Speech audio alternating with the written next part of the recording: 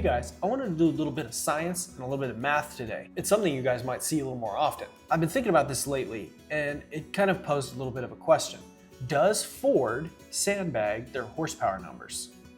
If you take, for example, a 3.5 liter, preferably a 2021 and newer 3.5 Ecoboost, and you look at some of the dyno numbers that people have been getting, you're gonna see that they are making like 360, 300 plus wheel horsepower.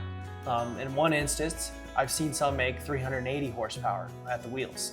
So, I mean, it probably does matter what type of wheels and tires you have on the truck, but if they're stock size, then usually you're gonna see probably around 360, 380 horsepower at the wheels. I thought Ford claimed 400 horsepower and 500 foot-pounds at the crank.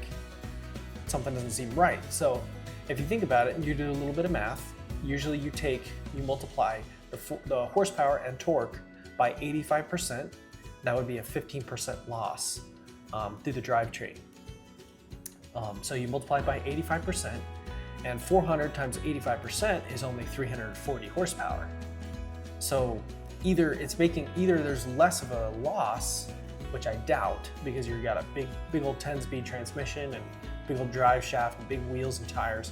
There's just no way. So 15% loss, and who knows, it could be even more than 15%. So if you're making 400 horsepower, at the wheels you should be making around 340 horsepower or possibly less. But obviously from a lot of dyno graphs we've been seeing, that's not the case. So why is that? One of the reasons I think is when Ford claims their horsepower numbers, they're claiming that horsepower on 87 octane fuel. Now, if you use premium fuel, it will cause the stock tune to max out the timing. But in reality, the truck could be making around 440 or 450 horsepower if it's making 380 at the wheels. Obviously, it's not going to be the same in every situation, but and this applies to the 2.7 as well. I've seen 2.7s and they're claimed 325 horsepower at the crank, but at the wheels, some of them are even making 300, 310 horsepower.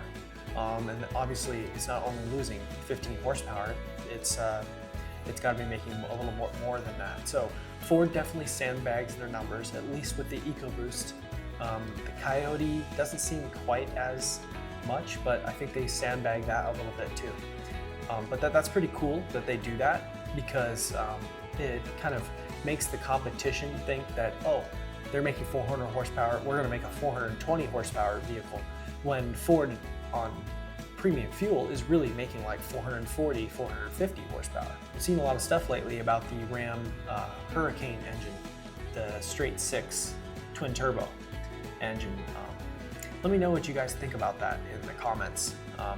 It's a pretty cool engine, especially the high output is all forged internals. So, and I think it makes like 540 horsepower or something like that. Pretty stout, and that's also going to be in the Ram RHO, the new TRX, which is just stupid that they're not using the old 6.2 liter anymore, but pretty interesting. Put down in the comments, do you guys think that the standard output Hurricane is going to be able to beat a 3.5 Ecoboost? Let's hear your guys' answers on this. I'm curious. Anyway, that's it for now. Thanks for watching, and we'll see you later.